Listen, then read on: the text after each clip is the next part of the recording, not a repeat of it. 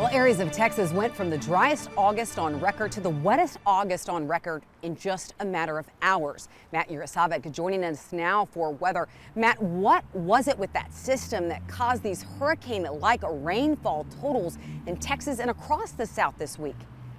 Well, Ty, that system was actually caused by kind of a stalled out front that was moving through from parts of the Southwest over towards the Gulf Coast and still moving across as we head through the weekend. We'll get a couple more of those systems as we head through this upcoming week. But take a look at this, all that really historic rainfall, northern parts of Texas, that really helped out the root zone. You can even see parts of Arizona and New Mexico extremely damp now, and so is parts of the Gulf Coast as well. That right there will really reflect the latest drought monitor. And if we take a look at that, notice what we're dealing with here.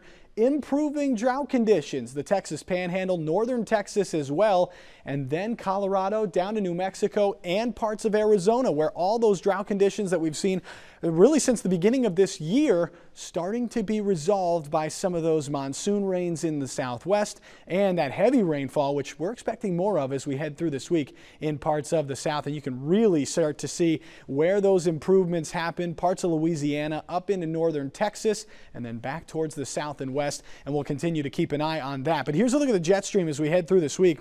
Still staying very warm across the lower 48 because we've got a big ridge continuing to be possible into the early part of the week. A little bit cooler northern Great Lakes and the interior portions of the Northeast, but still warm and muggy across the middle part of the country and hot and dry across the west unless you're dealing with some of those scattered showers and storms. By the end of the week, though, take a look at that right there.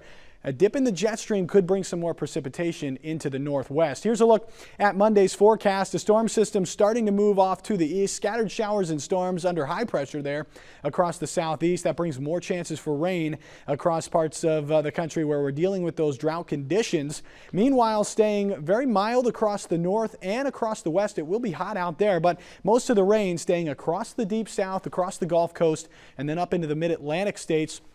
As we head through Wednesday, the last day of August, pushing a system across the east. And as we head into September, another stalled out front bringing more showers and storms across parts of New Mexico, through Texas and Oklahoma, and then on to the east, while most of the country remains warm and dry out there. Here's a look at the temperatures for this week. Below normal where we've got more of that precipitation, but much above normal in the west where that ridge really is going to be in control and staying very warm across much of the lower 48. And here's a look at the precipitation.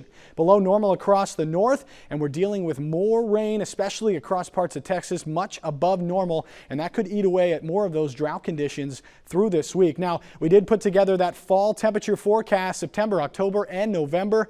It looks very warm across the lower 48. Just normal temperatures expected there across the northern plains. And here's a look at the precipitation forecast. Other than parts of Florida and the Gulf Coast and the Pacific Northwest, staying very, very dry across much of the country. Tyne, back to you. Thanks, Matt.